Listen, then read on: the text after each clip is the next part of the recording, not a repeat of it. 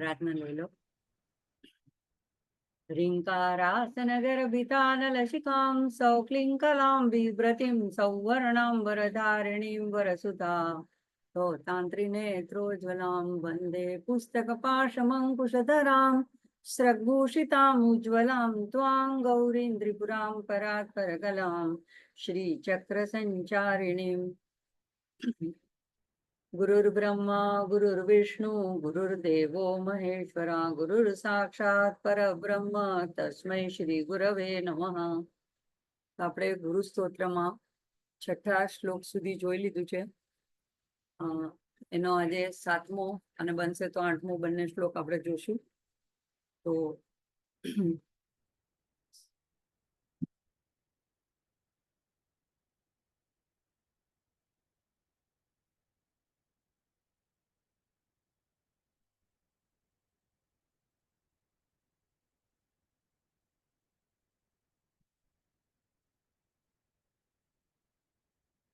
આમાં છઠ્ઠો શ્લોક આપણે ગયા વખતે જોયો હતો.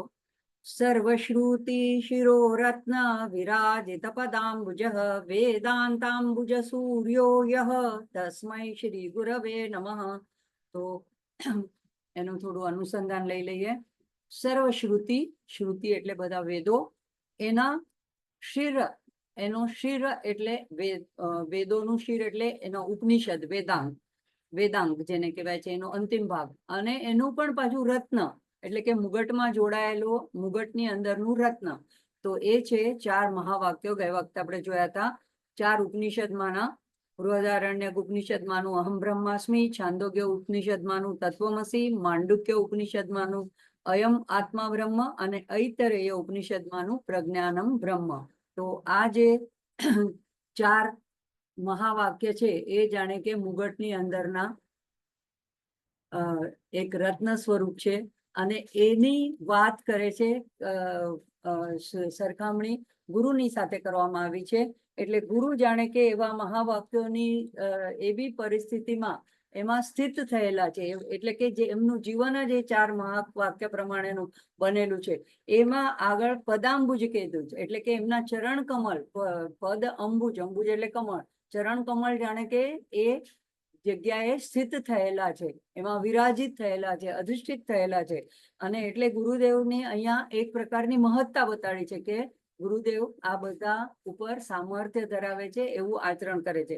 બીજું એમાં કીધું કે વેદાંબુજ કમળ, વેદાંબુજ સૂર્યો. હવે વેદોના કમળને ઉદ્ઘાટિત કરનાર, એને ખીલવનાર એ જાણે કે સૂર્ય છે. એટલે સૂર્યની ઉપમા ગુરુને આપવામાં આવી. તો અહીંયા સૂર્ય જે છે એ કેટલા હજારો પ્રકાશ વર્ષ, હજારો માઇલ દૂર છે.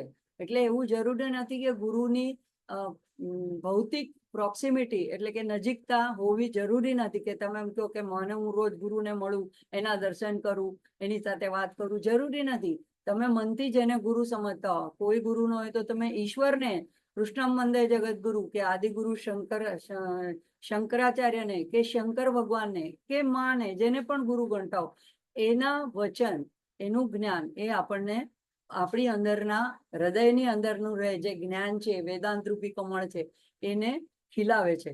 પણ દાખલા તરીકે એ તો સર્વોચ્ચ વસ્તુ છે, પણ એટલે સુધી દાખલા તરીકે ન પહોંચી શક્યા હોઈએ તો પણ દરેક જાતને આપણી અંદરનું જે સામર્થ્ય હોય, પર્સનાલિટી હોય, આપણી જે શક્તિઓ હોય, એ શક્તિઓને પણ ઉદ્ઘાટિત કરે છે. એટલે કે એવું જરૂરી નથી કે તરત જ આમ ગુરુ મળી ગયા એટલે કે કૈવલ્ય પદ મળી ગયું, પરબ્રહ્મની પ્રાપ્તિ થઈ ગઈ. પણ ક્રમે ક્રમે આપણી અંદરની જે કઈ પર્સનાલિટીની અંદર સંભાવનાઓ હોય છે, જે કઈ પોટેન્શિયાલિટી હોય છે, જે કઈ આપણા પાસા હોય છે, એ બધાને ઉદ્ઘાટિત કરે છે. એનું સામે એટલે આપણી સ્ટ્રેન્થ અને વીકનેસ આપણને બતાડે છે. ઘણી વાર એવું થાય કે આપણને લાગે કે આ તો મારાથી થશે જ નહીં. કોઈ આપણે અનુષ્ઠાન કરવાનું ધારીએ અથવા કોઈ નિશ્ચય કરે, અથવા ચાતુર્માસમાં કોઈ નિયમ લઈએ, અથવા ઘરમાં કંઈ કરવાનું વિચારીએ, અથવા કોઈ કોર્સ કરવાનું વિચારીએ, અને કોઈ શિબિરમાં જવાનું વિચારીએ, એમ થાય કે ના ના મારાથી તો આ નહીં થઈ શકે. પણ ગુરુ આપણને એ બતાડે છે કે આપણે શું કરી શકીએ છીએ, આપણામાં શું શક્યતાઓ છે. તો આ બધી રીતે આપણને ગુરુ જે છે એ સૂર્ય જેમ કમળને ખીલાવે એમ આપણા વ્યક્તિત્વના કમળને ચારે બાજુથી સમગ્ર રીતે સંપૂર્ણ રીતે વિકસિત કરે છે. અને આપણા અંદરની જે કાંઈ ઉણપ હોય એને દૂર કરીને આપણી સ્ટ્રેન્થ, આપણી શક્તિ શેમાં છે એ આપણને બતાડે છે. તો આવા ગુરુના વાક્ય, ગુરુનો બોધ, ગુરુના વચન એ જ સૂર્ય છે. હવે કોઈના ગુરુ કોઈ પણ જે દેહ ધારીને આવે છે એને જવાનું આવે જ છે, એનો અંતિમ સમય આવે છે, તો એનો અર્થ એમ નથી કે હવે ગુરુ ફિઝિકલ રૂપે, ભૌતિક રૂપે મારી સામે નથી તો હવે હું શું કરું. પણ એમના વચનો, એમનો બોધ, એમણે જે ઉપદેશ આપ્યો, એમનું જે જ્ઞાન હોય એ તો હંમેશા આપણી પાસે રહે છે. જેમ કે અમારા ગુરુ ભજનો કહી ગયા, અને ભજન કરવાનું જ એક જ માત્ર એમનું કહેવાનું હતું કે ભજન કરો, બસ ભજનમાં ડૂબી જાઓ. અને પછી એમ કીધું કે છેલ્લે એક વખત એમ કીધું હતું કે હવે તો ભજન જીવનમાં વણાઈ જવા જોઈએ. તો ભજન અંદર જઈ જઈને જડીબુટીની જેમ રોજ રોજ બોલીએ એટલે ઊંડા ઊંડા ઉતરતા જાય, અને એનો અંદર અંદર આપણને શું કહેવાય, હન્ટરની જેમ એનો એનો પ્રભાવ દેખાડતા જાય, અને ધીમે ધીમે આપણને એનો અર્થ ઉદ્ઘાટિત થતો જાય. તો એ રીતે એ શ્લોક આપણે જોયો. હવે આજે આપણે આગળનો, એના પછીનો શ્લોક જોશું.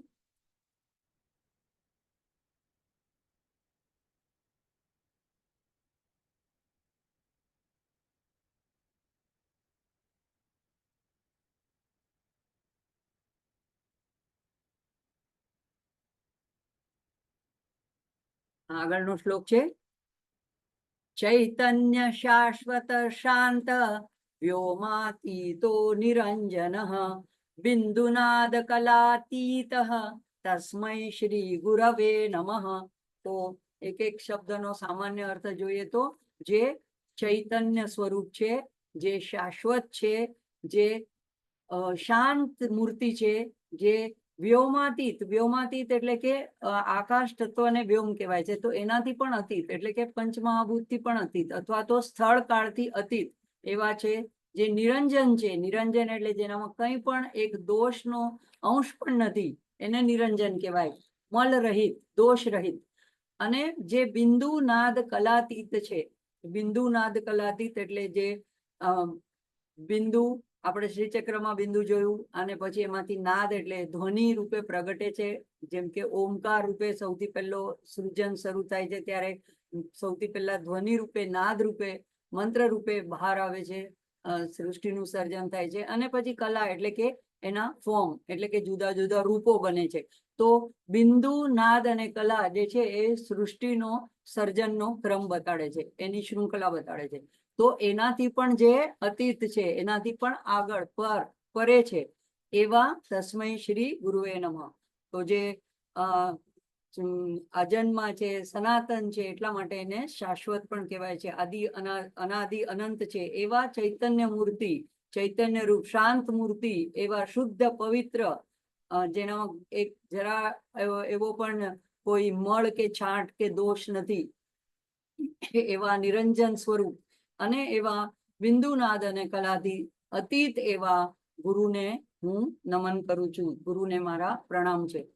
તો એક રીતે અહીંયા ચૈતન્ય, શાશ્વત અને શાંત, આ જે ત્રણ શબ્દો આવેલા છે એ બ્રહ્મનું સ્વરૂપ બતાડે છે. ચૈતન્ય એટલે કે જેનામાં ચેતના છે, જે ભાષિત થાય છે, જે અસ્તિત્વ રૂપે છે. અને જે શાશ્વત છે, શાશ્વત છે એટલે ત્રણેય કાળમાં જેનું અસ્તિત્વ છે, એટલે સત સ્વરૂપ છે, જે અજન્મા છે, અનાદિ છે, એ જ શાશ્વત હોઈ શકે. બાકી તો આપણે બધા એક પરિવર્તનશીલ એવા અને લિમિટેડ એવા આયુષ્ય લઈને આવેલા એવા જીવો છીએ, એટલે આપણે શાશ્વતમાં નથી આવતી આપણી ગણતરી. તો જે સત છે, ચૈતન્ય સ્વરૂપ છે, અને જે શાંત છે. શાંત કોણ હોય? જે પોતે પોતાના આનંદમાં મસ્ત હોય, જેને હજી કોઈ વસ્તુ પામવાની કોઈ એવી ઈચ્છા બાકી ન રહી હોય.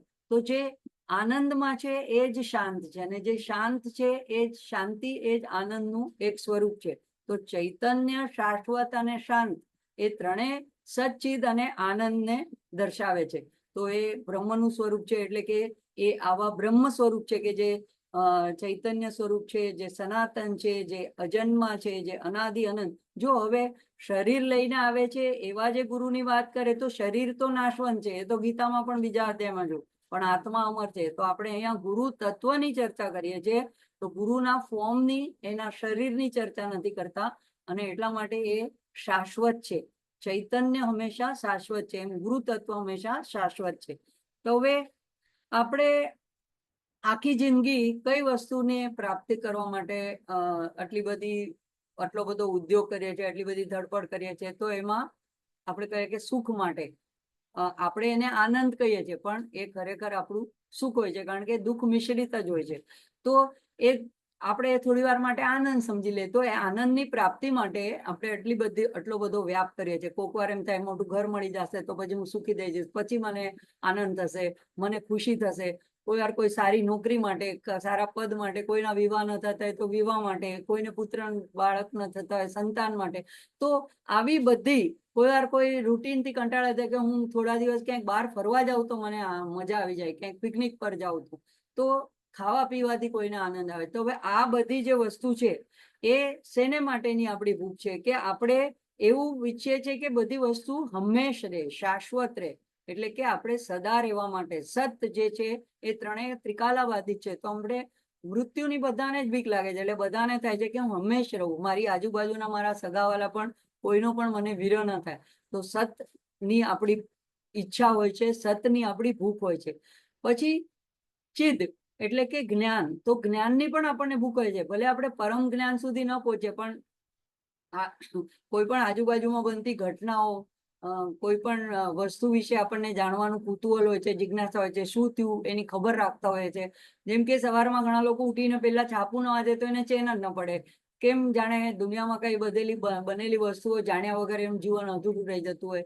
તો રામકૃષ્ણ પરમહંસ તો કહેતા હતા કે બધા વાસી મૃત સમાચાર છે, અને એટલે એમાંથી કઈ પ્રાપ્ત થવાનું નથી. એટલે એને એ તો અડકતા પણ નહોતા ન્યૂઝપેપરને છાપાને. તો એવી રીતે કોઈને ટીવી જોઈને કે કોઈ મૂવીઝ જોઈને આનંદ આવતો હોય છે. તો આ બધી વસ્તુ જે છે એ આપણને કાંઈક પણ જાણવા માટે આપણે ટીવીમાંથી સમાચાર ખોલીએ છીએ કે કાંઈ યુટ્યુબમાંથી કે કમસે કમ વોટ્સએપના મેસેજમાંથી. તો કુતૂહલ, જે જ્ઞાનની ભૂખ હોય છે, એટલે કે આપણામાં ચિદની ભૂખ છે. અને આનંદ, આનંદ એટલે હંમેશા લોકોને ખુશ રહેવું ગમે છે, કોઈને દુઃખ ગમતું જ નથી. તો એવી આ બધામાંથી આપણે ચિરસ્થાયી એવું સુખ મળે એવું ઈચ્છતા હોય છે, એટલે એ જ આપણી આનંદની ભૂખ છે. તો આ ત્રણેય આપણા સ્વરૂપના જ પાસા છે, સચ્ચિદ અને આનંદ.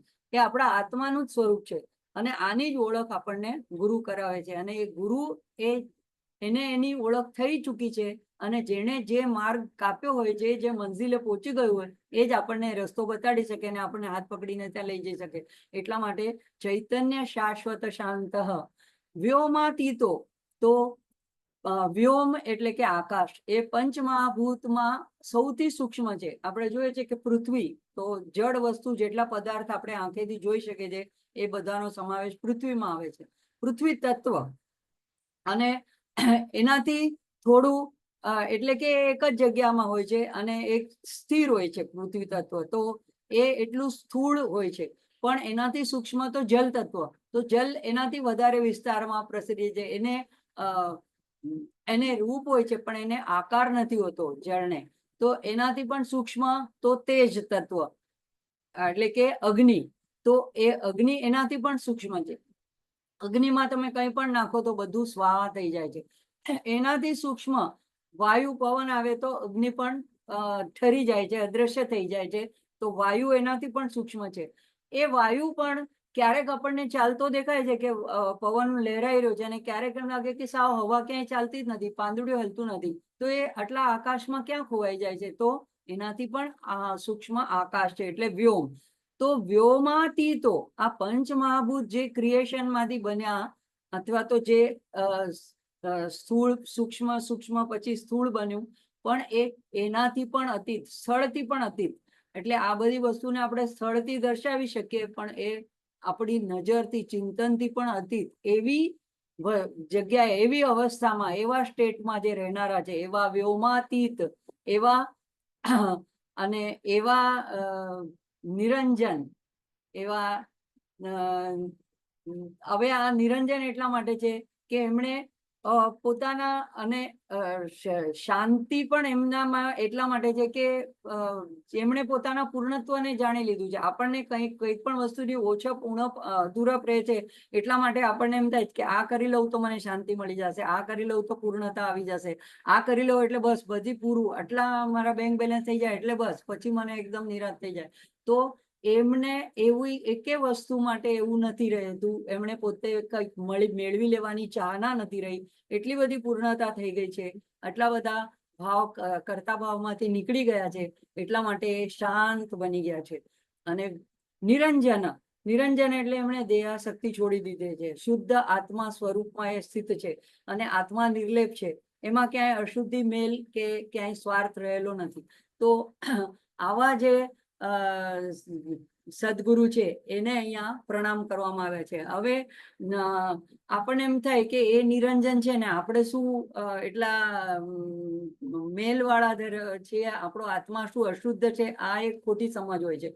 બીજી સંસ્કૃતિઓમાં કે બીજા ધર્મોમાં એ દરેકને પોતાની જાતને પાપી ગણીને એને પોતાની જાતને અપમાનિત કરતા હોય છે અને એની માફી માંગ્યા કરતા હોય છે. પણ અહીંયા આપણા સનાતન ધર્મમાં, આપણા વૈદિક શાસ્ત્રમાં કોઈ પણ વ્યક્તિનો ડિસ્કાર્ડ કરવામાં નથી આવતું કે આ નકામો છે, આનું હવે કાંઈ નહીં થઈ શકે. જેમ કે આપણે જાણીએ છીએ કે વાલીઓ લૂંટારો પણ વાલ્મીકી ઋષિ બની શકે છે. એટલા માટે ગીતામાં ભગવાને પણ 9મા અધ્યાયમાં કીધું છે કે અપિચેત સુદુરાચારો ભજતે મામ અનન્ય ભાગ સાધુરેવ સમંતવ્ય સમ્યક વ્યવસ્થિતો હિ સહ. એટલે કે જેને એકવાર નિશ્ચય કરી લીધો છે કે હવે હું ભગવાનનું ભજન કરીશ, હવે હું ખોટો માર્ગ છોડી દઈશ, તો એને ભગવાન કહે છે કે એની પહેલાનું 5 જન્મમાં ગમે તેટલો સુદુરાચારો, દુરાચારીમાં પણ એકદમ પ્રમુખ, એકદમ ખરાબમાં ખરાબ દુરાચારી હોય, છતાં પણ એને એક ક્ષણથી જ સાધુ માની લેવો જોઈએ. એટલે આત્મા ક્યારે પણ અશુદ્ધ થતો નથી. આત્મા દરેક જણની અંદરનો આત્મા, તમારો મારો, બધા હંમેશા શુદ્ધ પવિત્ર જ છે. એને કઈ સ્પર્શી જ શકતું નથી. અને આ બધા જે ફેઝિસ છે, કોઈ વાર આપણે જાણતા હોય છતાં પણ આપણાથી કોઈ ભૂલ થઈ જાય છે, આપણાથી કોઈ અન્યાય થઈ જાય છે, આપણાથી કઈ ખોટું આચરણ થઈ જાય છે, તો એ આવવા જનારા ફેઝ છે, એ ત્યાં કાયમ રહેનારા નથી. એટલે એના ઉપર રિપેન્ટ કરવું, એના ઉપર વિચાર કરીને દુઃખી થયા કરવું, પોતાની જાતને ગિલ્ટી ફીલ કર્યા કરવું, એવું આપણા ધર્મમાં નથી કહેવામાં આવ્યું. અને એટલે ગુરુ પણ એવો ઉપદેશ નથી આપતા. એ પાસ્ટ વસ્તુને ભૂલીને હવે હું આવું નહીં કરું એવો નિશ્ચય કરીને આગળ વધવાનું, એ જ આપણને ગુરુ તત્વ શીખવાડે છે. અને એટલે પોતાને નાસીપાસ થવું કે પોતાને એકદમ હવે હું કોઈ દિવસ આમાં ઉત્તીર્ણ જ નહીં થાઉં, તો એવું કહીને નિરાશાવાદી થવાનું આપણો ધર્મ નથી શીખવાડતો. એટલે આપણે જો નામ સ્મરણ કરીએ અને ગુરુની છત્રછાયામાં રહીએ તો બધું પાસ્ટ ભૂલીને ડિલીટ કરીને ગુરુના ફ્યુચરની ચિંતા પણ ન કરીએ, તો ગુરુના નામ સ્મરણમાં રહીને એના આશ્રય રહીએ, તો આ જે કાંઈ આમાં કીધું છે એ બધું આપણે માટે પણ શક્ય બની શકે છે. તો હવે બિંદુ, નાદ અને કલા. તો શ્રી યંત્રમાં આપણે જોયું બિંદુ જે છે એ શિવશક્તિ એક રૂપિણી, બિંદુ સ્વરૂપિણી માનું ત્યાં સ્થાન કહેવામાં આવે છે. એટલે કે મૂળ પ્રકૃતિ જ્યારે આદિમાયા જ્યારે પ્રકૃતિ બનીને હવે આગળ સર્જન કરવાનો એના મનમાં સંકલ્પ ઉઠે છે, શિવમાંથી અલગ થાય છે, ત્યારે બિંદુ સૌથી પહેલું એ ક્રિએશન માટેની, સર્જન માટેની પ્રક્રિયાનું, શૃંખલાનું પહેલું પગથિયું છે. એમાંથી પછી નાદ. નાદ એટલે ઓમકાર નાદ કયો કે રીમકાર કયો કે શિવજીના ડમરૂમાંથી જે 14 સૂત્રો નીકળ્યા હતા, તો એ ધ્વનિ રૂપે, નાદ રૂપે એના પછી સૃષ્ટિનું સર્જન થાય છે. અને એના પછી આગળ ચાલીને કલા, એટલે કે આપણે કેમ કે 16 કળા સંપૂર્ણ, તો એના પછી બધા ફોર્મ, જુદા જુદા રૂપો એમાંથી બહાર આવે છે. તો આ રીતે એક રીતે એ પણ કહી શકાય. બીજું કે એ જે નરસિંહ મહેતાનું એક પ્રસિદ્ધ ભજન જે છે, તો જાગીને જોઉં તો જગત ભાસે નહીં, બ્રહ્મ લટકા કરે બ્રહ્મ પાસે. તો એનો મતલબ કે અહીંયા એમાં કીધું કે બિંદુ, નાદ, કલાતીત, એનાથી આગળ, એનો મતલબ કે સદગુરુને માટે આ બિંદુ કલા નાદ જે છે, બિંદુ નાદ અને કલા એનું જે જગતનું અસ્તિત્વ જ નથી, એ એનાથી પરે છે, એટલે કે સર્જનની પણ પરે છે. એટલે કે જ્યારે જગત નહોતું એમને માટે જગતનું અસ્તિત્વ રહેતું નથી. હવે એનો અર્થ એમ નથી કે જગત એને દેખાતું નથી, પણ જગતના પ્રભાવો એના પર પડતા નથી. એ બધી જ જગ્યાએ સર્વમ કલ્વિદમ બ્રહ્મ, બધામાં બ્રહ્મને જ જોવે છે, બધામાં ઈશ્વરને જ જોવે છે, અને એટલે એને બીજું કઈ દેખાતું જ નથી. હવે એવું નથી કે આપણને પણ આવો ભાસ નથી થતો. આપણે પણ જયારે ગાઢ ઊંઘમાં હોઈએ છીએ, જયારે આપણી બુદ્ધિ લીન થઈ જાય છે, આપણા મન ઇન્દ્રિયો બધા લીન થઈ જાય છે, ત્યારે આપણને પણ જગતનું ભાન રહેતું નથી, પણ એ આપણી અજ્ઞાનની અવસ્થા હોય છે.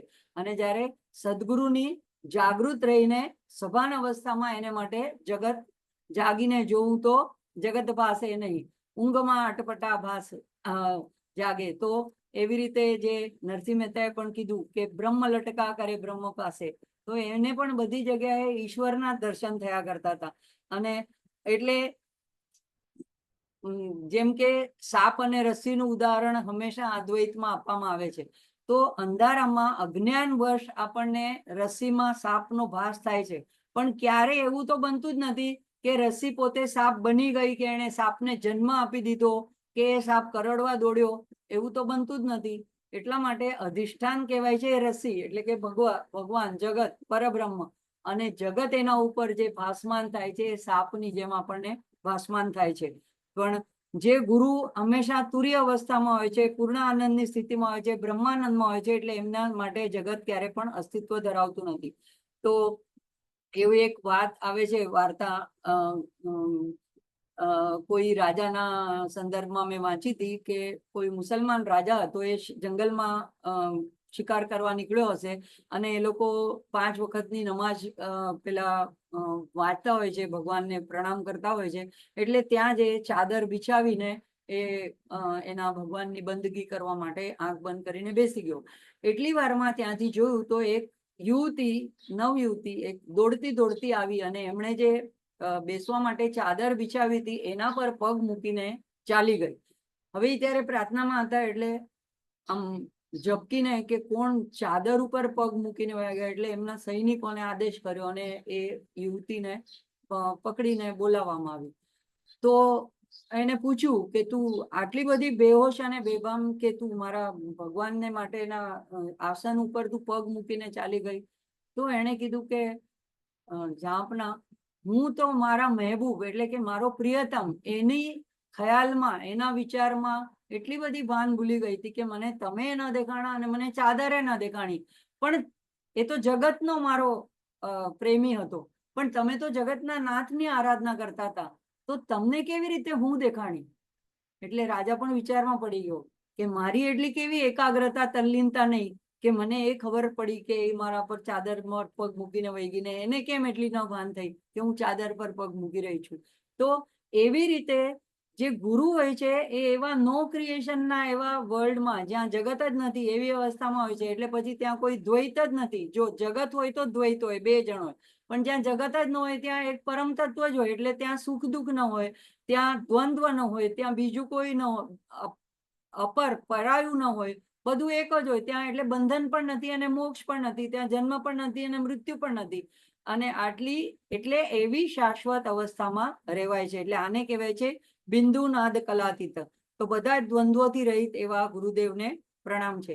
હવે આપણને થાય કે એવા ગુરુદેવ એવા અવસ્થામાં ગયા, તો એનું કારણ શું?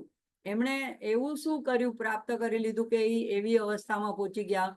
તો એને માટે એના પછીનો શ્લોક છે કે જ્ઞાન શક્તિ સમારૂઢ તત્વમાલા વિભૂષિત ભુક્તિ મુક્તિ પ્રદાતા ચ તસ્મૈ શ્રી ગુરુએ નમઃ. તો અહીંયા કે છે કે જ્ઞાન શક્તિ ઉપર સમારૂઢ, એટલે સામાન્ય અર્થ થાય છે કે જ્ઞાન રૂપી શક્તિ, અથવા તો જ્ઞાન અને શક્તિ બે અલગ પણ લઈ શકે. તો એ બંને ઉપર આરૂઢ થયેલા, એના ઉપર વર્ચસ્વ રાખીને બેઠેલા એવા ગુરુ અને એવા તત્વમાલા વિભૂષિત, જેણે તત્વની માળા એટલે કે પરમ તત્વ, પરમ સત્યની માળાથી પોતાને અલંકૃત કરેલા છે એવા, અને જે ભુક્તિ અને મુક્તિ બંનેને આપનારા, ભુક્તિ મુક્તિ પ્રદાતા એવા ચ એટલે બંને, તસ્મૈ શ્રી ગુરુએ નમઃ, એવા ગુરુને હું નમન કરું છું. એટલે એવા સદગુરુ જે બંને જ્ઞાન અને શક્તિ પર સમારૂઢ થયેલા છે, સમાન રીતે સમારૂઢ એટલે સમાન રીતે આરૂઢ થયેલા છે. એટલે જ્ઞાન ઉપર અને શક્તિ ઉપર અથવા તો જ્ઞાનની શક્તિ ઉપર એમનો અધિકાર છે, વર્ચસ્વ છે, એમની એના પર આધિપત્ય છે. અને જેમણે પરમ તત્વની પરમ સત્યની માળા થી જે વિભૂષિત છે અને જે સંસારની સંપૂર્ણ પ્રકારની સમૃદ્ધિ એટલે કે ભોગ અને મુક્તિ મોક્ષ આપી શકે છે, એવા સદગુરુને પ્રણામ છે. તો અહીંયા આગળનો જે શ્લોક હતો એની સાથે એમ કે એમની પાસે એ આવી પરિસ્થિતિમાં બિંદુનાથ કલાતીત એવા જગતમાં એટલે કે જગતની પરે એવા વ્યોમાતીત એવામાં જે સ્થાપિત છે, તો એની પાછળનું રહસ્ય શું છે? તો એમનું પોતાનું જ્ઞાન. તો એવા સદગુરુ કે જે પોતાનું આખું જીવન જ્ઞાન પ્રાપ્તિ માટે જ ખર્ચી દે છે, પછી આત્મજ્ઞાનને પ્રાપ્ત કરે છે, પ્રાપ્ત કર્યા પછી એમાં એ પચાવે છે, એના પર સ્થિત રહે છે અને પછી લોકોના કલ્યાણ માટે લોકોને ઉપદેશ આપીને લોકોમાં એનો પ્રચાર પ્રસાર કરે છે. તો હવે આપણે એમ કહીએ કે આ એના શક્તિનું એનામાં વર્ચસ્વ હતું, એનું ઉદાહરણ શું છે? તો એવા આપણી પાસે એકદમ નજીકના ભવિષ્યના પણ મળી શકે છે. યોગાનંદને પણ એના ગુરુએ આવી જ રીતે સમાધિની પ્રાપ્તિ કરાવી હતી. અને એનાથી પહેલા રામકૃષ્ણ પરમહંસે પણ વિવેકાનંદ જે નરેન તરીકે યુવાન અને તર્કવાદી હતા, બહુ જ આર્ગ્યુમેન્ટ કરતા હતા, બ્રાહ્મો સમાજમાં માનતા હતા, મૂર્તિ પૂજાને માનતા નહોતા, એવા જે જઈને ત્યાં એમની સાથે એટલી બધી આર્ગ્યુમેન્ટ કરે છે, તો ત્યારે એકવાર રામકૃષ્ણ પરમહંસ એક સહજ રીતે જ એને પોતાના જમણા પગના અંગૂઠાથી એના કપાળને મસ્તકને ટચ કરી દે છે અને એને તરત જ એ સમાધિની અવસ્થાઓ અપાવી દે છે. અને 3 દિવસ સુધી એને એનો જે પ્રભાવ હતો એ ઉતરતો નહોતો, એને બધું આર પાર દેખાતું હતું, કોઈ જળ વસ્તુની પણ પાર દેખાતું હતું અને આખું વિચિત્ર પાગલ જેવા થઈ ગયા. અને પાછા એ ત્યાં રામકૃષ્ણ પરમહંસ પાસે આવે છે અને ત્યાં કે છે કે આ તમે મને શું કરી નાખ્યું? મને મારે ઘરે પરિવાર છે, તમે મને આ કરી શું નાખ્યું? ત્યારે એને એ પ્રભાવને પાછો ખેંચી લે છે અને એમ કે છે કે હવે અમે તાળું મારીને ચાવી મારી પાસે રહી, હવે તને આવું સમાધિનું સુખ તું ઈચ્છીશ ત્યારે નહીં મળે, ત્યારે હું ઈચ્છીશ ત્યારે હું તને આ અનુભવ અપાવીશ. તો આવી રીતે જે સદગુરુ હોય છે કે જે શક્તિ પર આરૂઢ હોય છે, એટલે શક્તિ એના કાબુમાં હોય છે, વર્ચસ્વ હોય છે, તો એ બીજાને પણ શક્તિ સંપન્ન કરી શકે છે, શક્તિપાત કરી શકે છે. શક્તિપાત કરવા માટે સ્પર્શ કરવાની પણ જરૂર નથી, દ્રષ્ટિથી પણ કરી શકે છે, સ્મરણ માત્રથી પણ દૂર બેઠા હોય તો સ્મરણથી પણ કરી શકે છે. તો આ અંતર પ્રેરણાથી આપણી અંદર રહીને પણ આપણને માર્ગદર્શન કરે છે. એટલે એવું નથી કે ગુરુ તત્વ હવે એમણે સમાધિ લઈ લીધી તો હવે હું શું કરીશ, હવે મને કેવી રીતે માર્ગદર્શન કરે? આપણા ગુરુ આપણી અંદર જ હોય છે અને અંદર રહીને આપણને અંતર પ્રેરણા કર્યા કરે છે. એને માટે આપણે શાંત થઈને અંદરનો અવાજ સાંભળવો જોઈએ, આપણો ઈગો છોડી, અભિમાન છોડીને અવાજને સાંભળવો જોઈએ. તો આમાં પછી દરેક આપણે એક રીતે કહીએ કે બધા દેવી દેવતાઓના એક એક વાહન હોય છે, જેમ કે માનું વાહન સિંહ છે કે વાઘ છે, એવી રીતે શિવજીનો નંદી છે, એવી રીતે ગણેશજીનો ઉંદર છે, વિષ્ણુનું ગરુડ છે, લક્ષ્મીનું ઘુવડ છે. તો એવી રીતે ગુરુનું શું વાહન છે? તો અહીંયા સરસ ચિન્મયાનંદજીએ કીધું છે કે ગુરુનું વાહન જ્ઞાન શક્તિ છે, એટલે કે જ્ઞાન શક્તિ ઉપર જ સવાર થઈ ગયા છે અને જ્ઞાન શક્તિ એમના હાથમાં છે, કાબુમાં છે. તો હવે ગુરુના આભૂષણ શું છે? તો આપણે પોતાની જાતને વધારે સુંદર દેખાવા માટે અથવા વધારે પ્રસિદ્ધિ માટે અથવા પોતાનું ઐશ્વર્ય બતાવવા માટે સોનાના, રત્નના, હીરા માણેક મોતીના દાગીનાઓ પહેરીએ છીએ. અને ગુરુ કયા દાગીના ધારણ કરે છે? તો અહીંયા લખ્યું છે કે તત્વમાલા વિભૂષિત. તો તત્વજ્ઞાન રૂપી માળા પણ કહી શકાય, અથવા તો સાંખ્યના 24 તત્વો છે, એ 24 તત્વો ઉપર એમનું આધિપત્ય છે. એટલે એ 24 તત્વો કયા કહેવાય? તો મૂળ પ્રકૃતિ એક, પછી એમાંથી મહત તત્વ બહાર આવે. મહત તત્વ એટલે સમષ્ટિ, આખા વિશ્વનું બુદ્ધિ, આપણી ઇન્ડિવિજ્યુઅલ બુદ્ધિ એની સાથે કનેક્ટેડ છે. એના પછી એટલે 2 થયા. ત્રીજું આવે અહંકાર, એટલે ઈગો, એટલે હું, એમ આપણને જે એક સ્ફુરણા થાય છે કે હું અંદરથી હું છું, હું આવી છું, હું અમુક છું, હું તમુક છું, તો એ હું જે અંદર સ્ફુરે છે એ અહંકારના પણ પાછા 3 પ્રકાર છે, સત્વ, રજસ અને તમસ. તો સાત્વિક અહંકારમાં આવે મન અને જ્ઞાનેન્દ્રિયો. તો મન 1 અને જ્ઞાનેન્દ્રિયો 5. તો પેલા મૂળ પ્રકૃતિ, મહત, અહંકાર અને મન એટલે 4. અને પછી બધા 5 5 5 છે. 5 જ્ઞાનેન્દ્રિયો, 5 કર્મેન્દ્રિયો. જ્ઞાનેન્દ્રિય બધા જાણીએ છીએ આપણે, ચક્ષુ, શ્રોત, ઘ્રાણ, ત્વક અને રચના. કર્મેન્દ્રિયો વાક, પાણી, પાદ, ઉપસ્થ અને પાયુ. અને પછી તમસમાં આવે, રજસમાં આવે કર્મેન્દ્રિયો, અને તમસમાં આવે 5 તન્માત્રા અને પંચ મહાભૂત. તો 5 તન્માત્રા શબ્દ, સ્પર્શ, રૂપ, રસ, ગંધ, અને પંચ મહાભૂત એટલે આકાશ, વાયુ, તેજ, જળ અને પૃથ્વી. તો એ બધા 4 5 5 5 એટલે 20. અને 4 મેં કીધા મૂળ પ્રકૃતિ, મહત, અહંકાર અને મન. તો 24 તત્વો થાય. તો સાંખ્ય શાસ્ત્ર પ્રમાણે 24 છે, શૈવિઝમમાં 36 તત્વો છે. તો એ તત્વને પણ વિભૂષિત એટલે એના પર પણ એમનું વર્ચસ્વ છે, એ પણ અર્થ લઈ શકાય. અને ભુક્તિ અને મુક્તિ બંને આપનારા ગુરુદેવને પ્રણામ છે.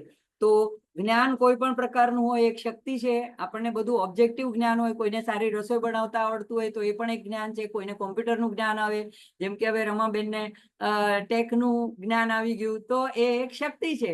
પણ એ બધું ઓબ્જેક્ટિવ જ્ઞાન છે. પણ સબ્જેક્ટિવ જ્ઞાન એટલે આત્માનું જ્ઞાન. તો ગુરુને પાસે એવું સબ્જેક્ટિવ નોલેજ છે કે જે સર્વશ્રેષ્ઠ છે. અને ગુરુ પહેલા પોતાનું આખું જીવન એ જ્ઞાન સંપાદન કરવામાં અને પછી એને બીજાને કહેવામાં. તો ગીતાના 6 અધ્યાયના 40 થી 47 શ્લોક ઘરે જઈને ડિટેલમાં જોઈ લેજો. એમાં આવા જ વ્યક્તિની વાત છે.